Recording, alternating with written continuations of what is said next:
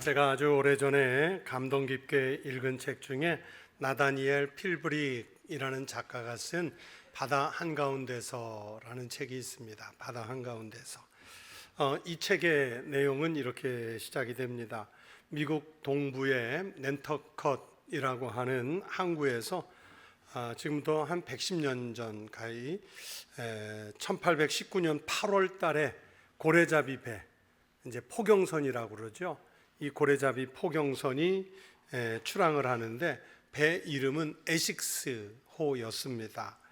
그러다가 이 에식스호가 1820년 11월 20일 날 태평양 한복판에서 바다 고래 중에 제일 큰 게 향유고래인데, 이 엄청나게 큰 향유고래와 배가 충돌을 해서 배가 침몰을 하게 됐고요. 그러면서 그 배에 타고 있던 선원 20명이 이제 고래에게 착사를 던질 때 다가가는 작은 보트, 일엽편주죠. 조그만 배죠.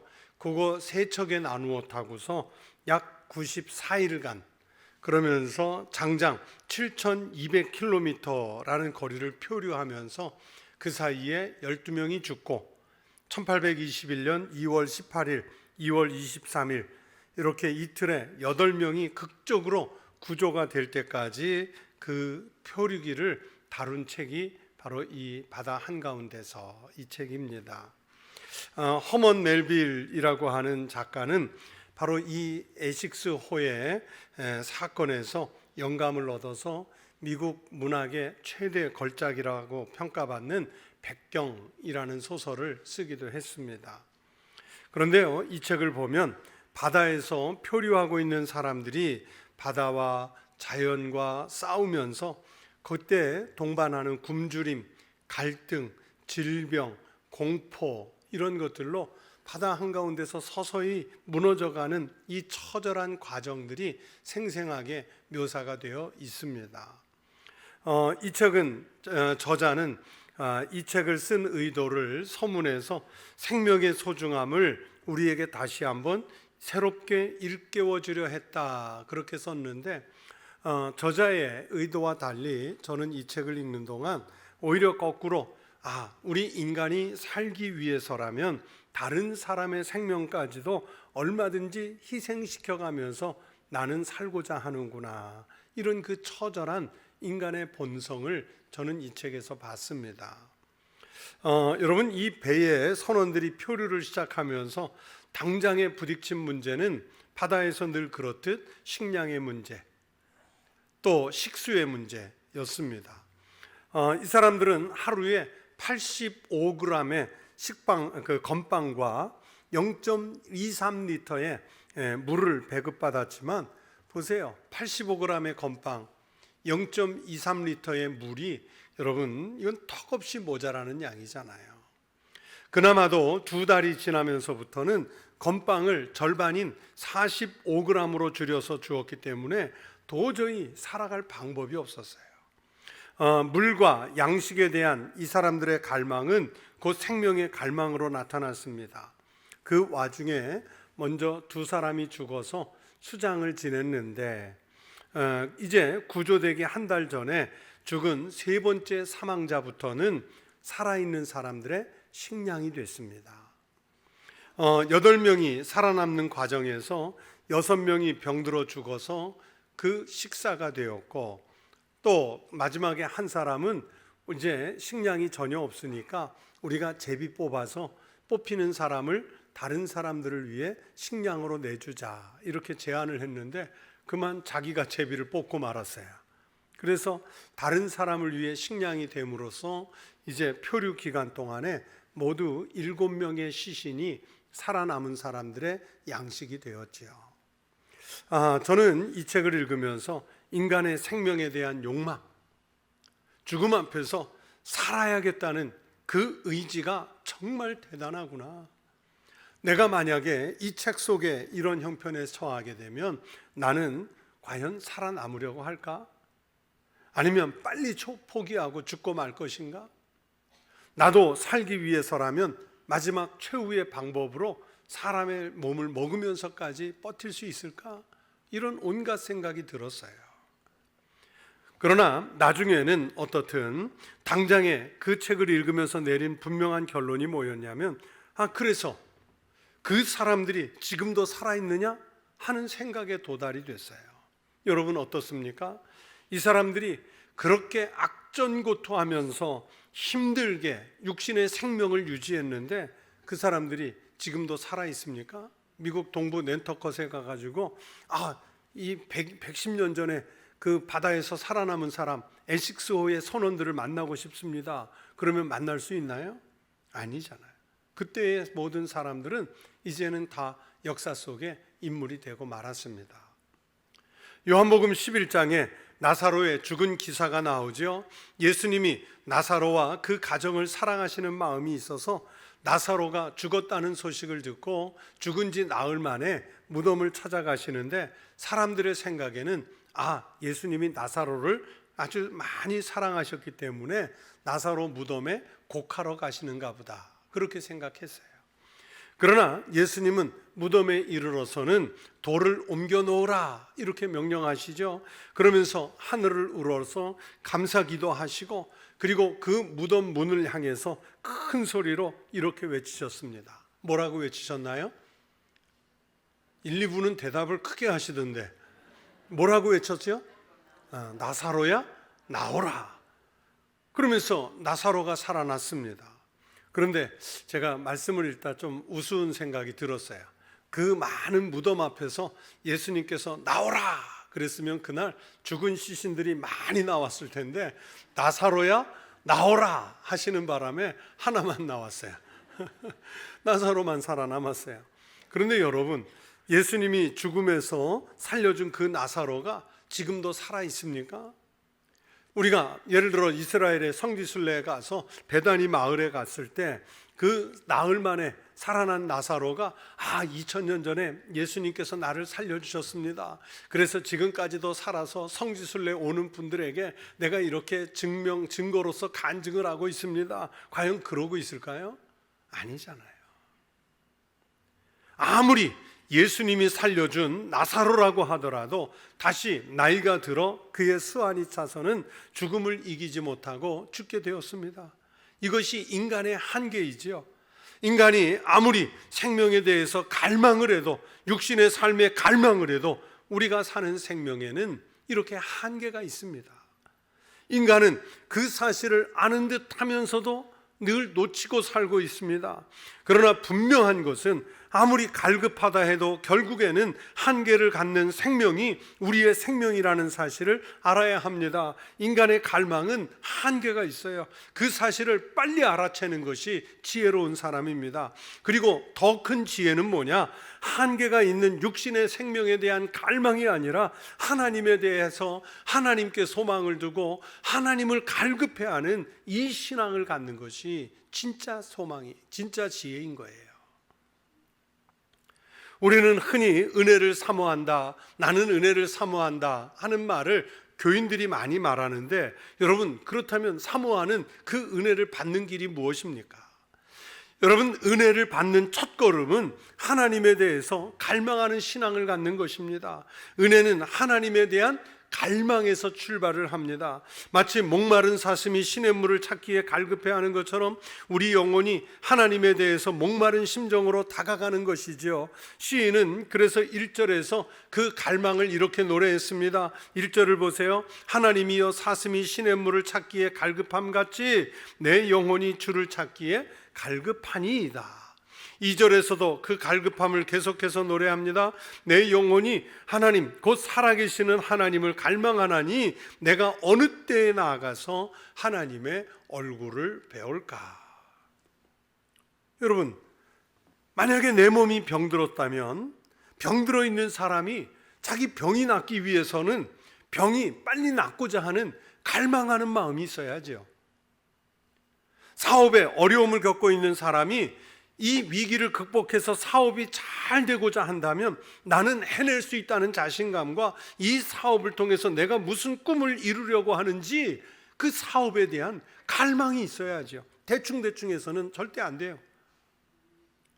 최근에 동계올림픽이 끝났는데 여러분, 국가대표 운동선수가 훈련을 하면서 이번 대회에 나가 내가 반드시 시상대 위에 서리라, 입상하리라, 금은 동메달 중에 하나는 따리라 하는 이런 갈망이 있어야 훈련을 견뎌낼 수 있고 경기에 나가서도 최선을 다할 수 있는 것 아니겠어요? 공부하는 학생이 내가 공부를 잘해서 열심히 해서 좋은 꿈을 이루어 보겠다는 그 갈망이 있어야 공부하는 맛이 나지, 이 갈망이 없으면 매일매일 해야 할 공부가 얼마나 지루하고 힘이 없겠어요. 그래서 갈망한다는 것은 소원을 이루기 위한 첫 출발입니다. 우리 속담에 목마른 사람이 우물 판다는 말이 있지요. 목마른 사람이 우물을 파듯이 갈망하는 사람이 소원을 먼저 이루어 갑니다. 갈망하는 마음 없이 여러분 무슨 소원을 이룰 수 있겠어요? 영적인 것도 은혜를 받고자 사모하는 사람이 은혜를 받습니다. 마치 목마른 사슴이 시냇물을 찾듯이 갈급한 심정으로 하나님을 만나려고 하는 사람, 그 사람이 하나님을 만날 수 있지요. 그렇게 하나님께 소망을 두고 그렇게 하나님을 갈망하셔서 반드시 하나님을 만나는 믿음의 성도들이 되시기를 축원합니다. 여러분, 이스라엘 같은 사막기후 혹은 광야 지방의 야생동물에게 있어서 물이라고 하는 것은 사람도 마찬가지지만 이 물은 곧 생명의 도구라고 말할 수 있어요. 특히 사슴과 같은 이 연약한 초식동물들은 더하지요.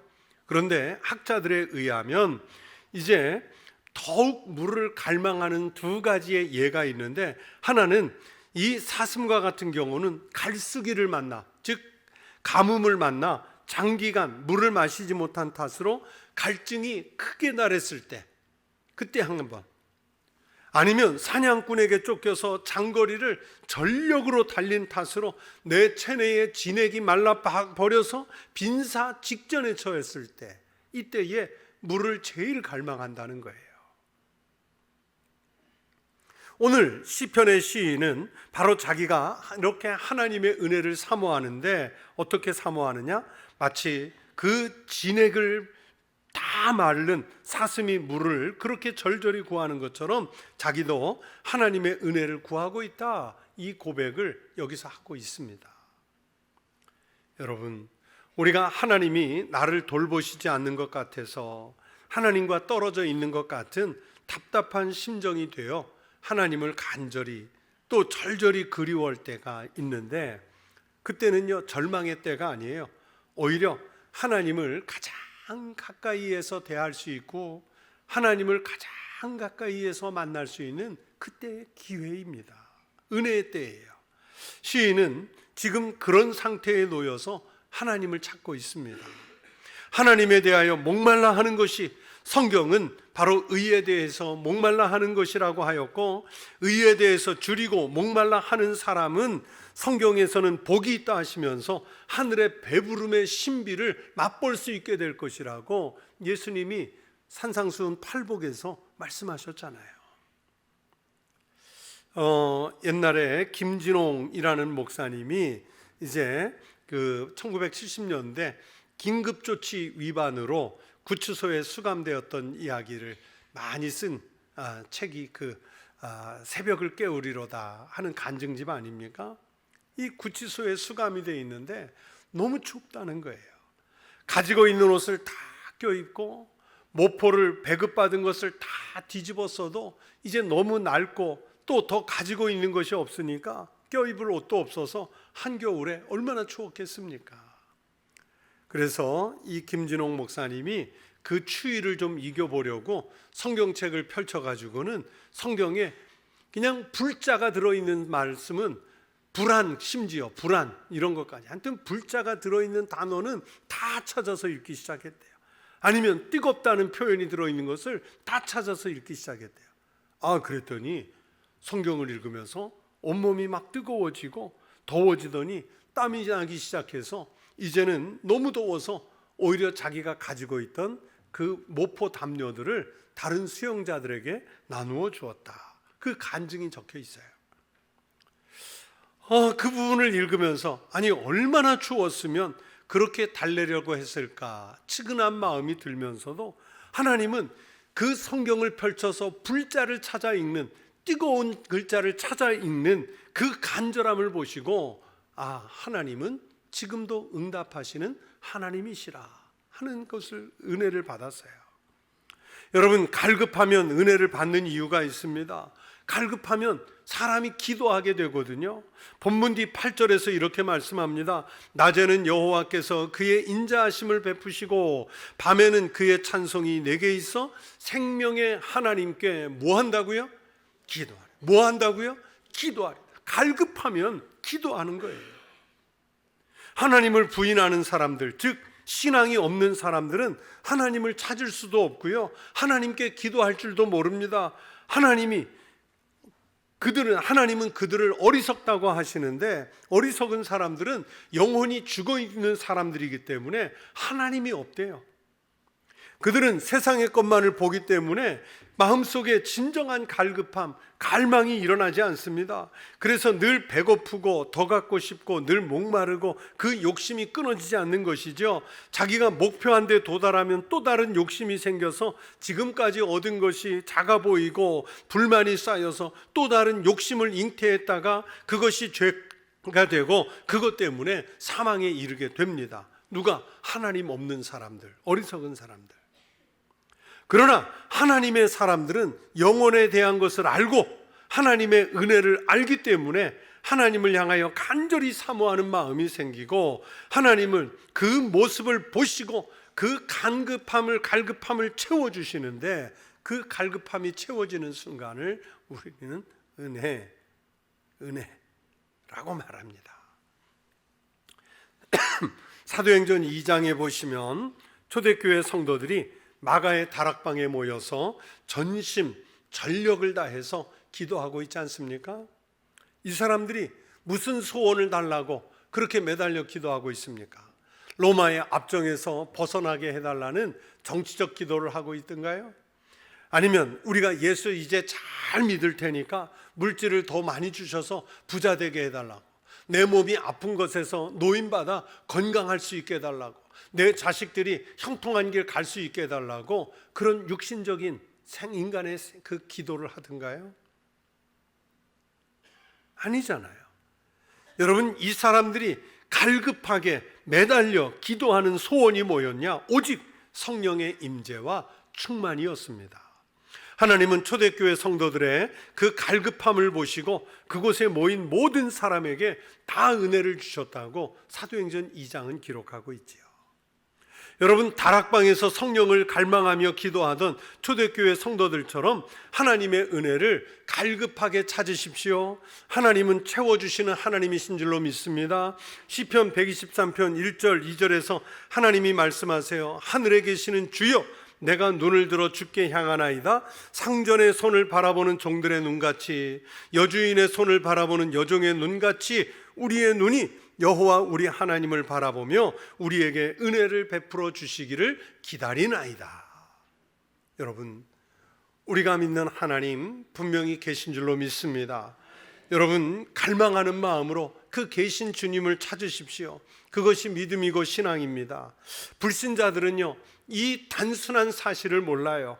그렇기 때문에 우리 믿는 사람들을 향해서 안 믿는 사람들은 아니 왜 하나님이 보이지 않느냐, 왜 그렇게 보이지 않는 하나님께 매달리느냐 그러면서 조롱을 해요. 3절이 바로 그 조롱의 내용이죠. 사람들이 종일 내게 하는 말이 내 하나님이 어디 있느냐 하오니 내 눈물이 주야로 내 음식이 되었도다.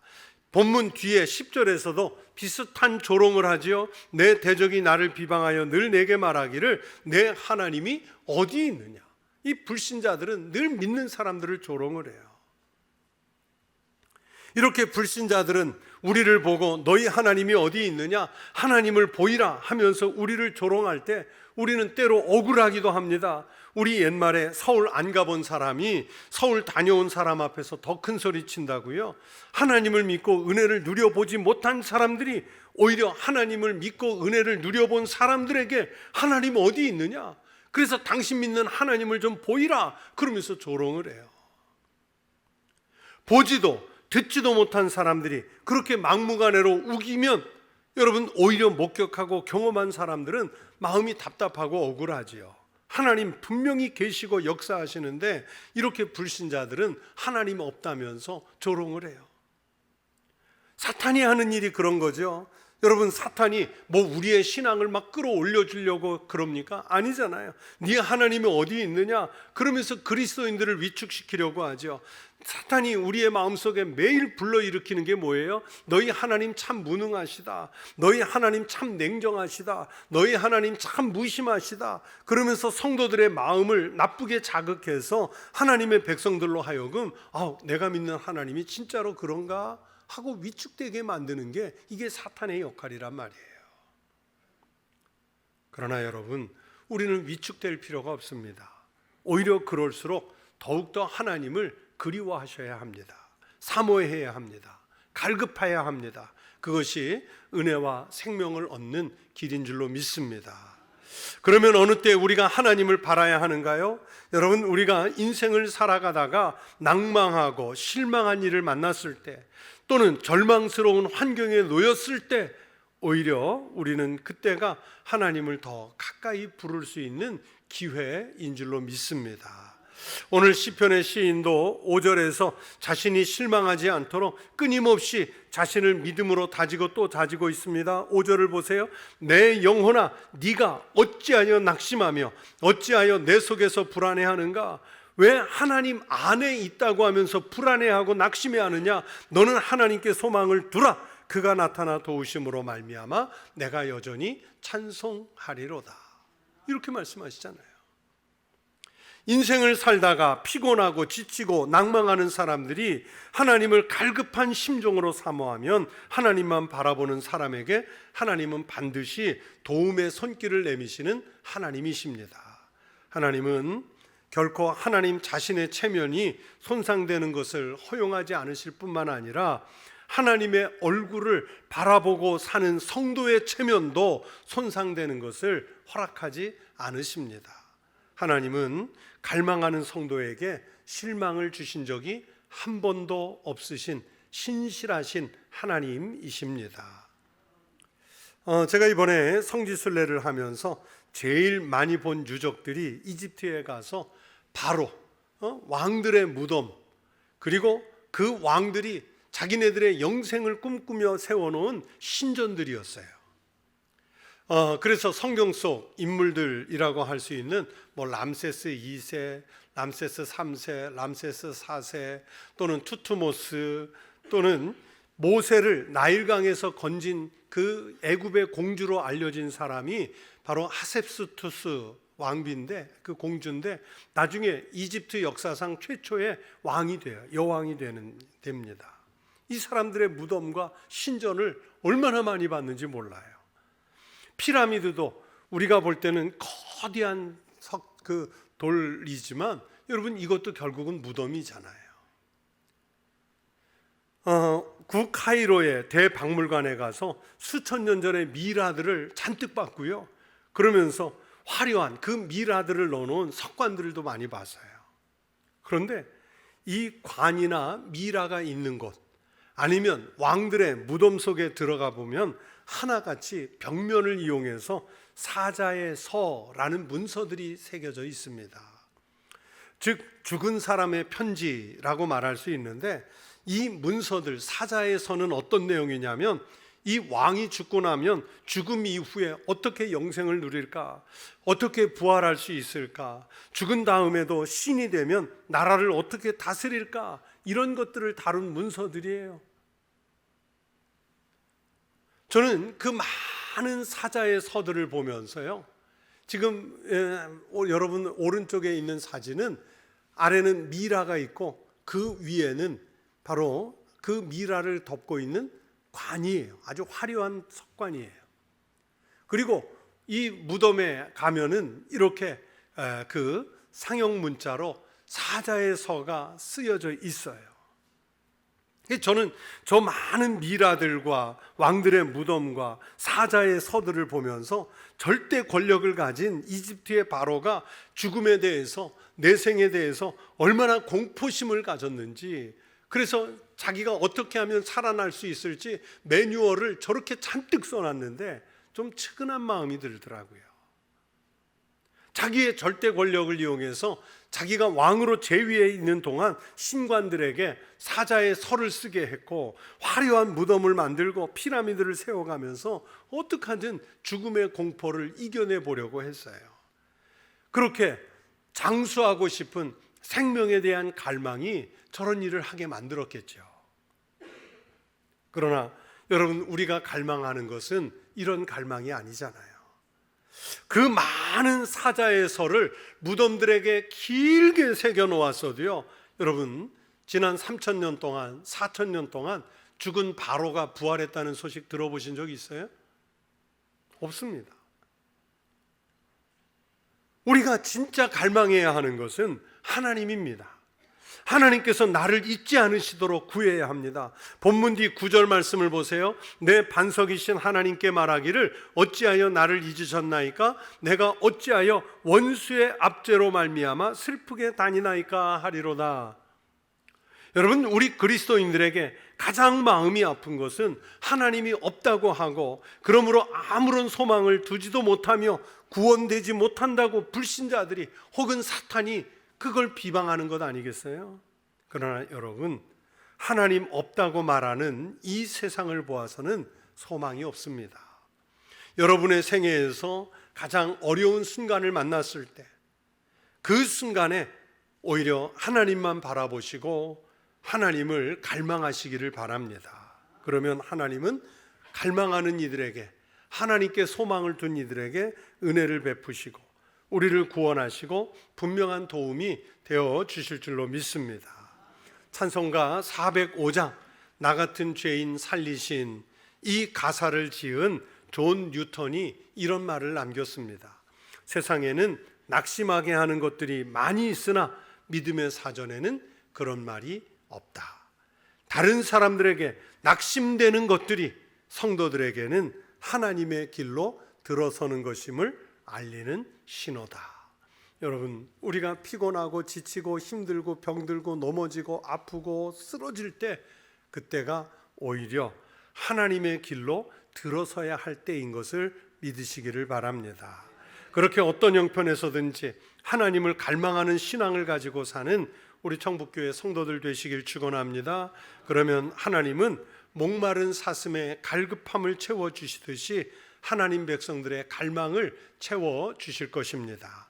세상의 것에 대한 갈망, 육신적인 갈망은 욕심이 되어 끝이 없지만, 하나님을 향한 소망은 항상 만족이 되어 여러분의 삶을 더 풍성하게 해주실 줄로 믿습니다.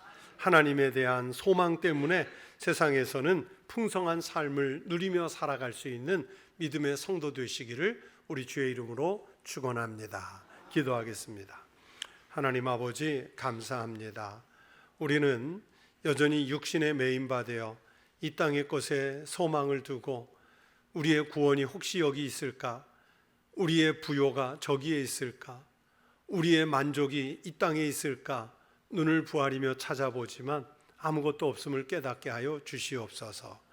오직 여호와 하나님을 사슴이 시냇물을 찾듯이 갈급한 마음으로 찾게 하여 주시옵시고, 여호와 하나님께만 소망을 두어 하나님 나라에 들어가기 전 이 땅에서의 삶도 천국의 삶, 풍성한 삶을 미리 맛보며 살아갈 수 있는 능력 있는 성도가 되게 하여 주시옵소서. 예수님 이름으로 기도하옵나이다. 아멘.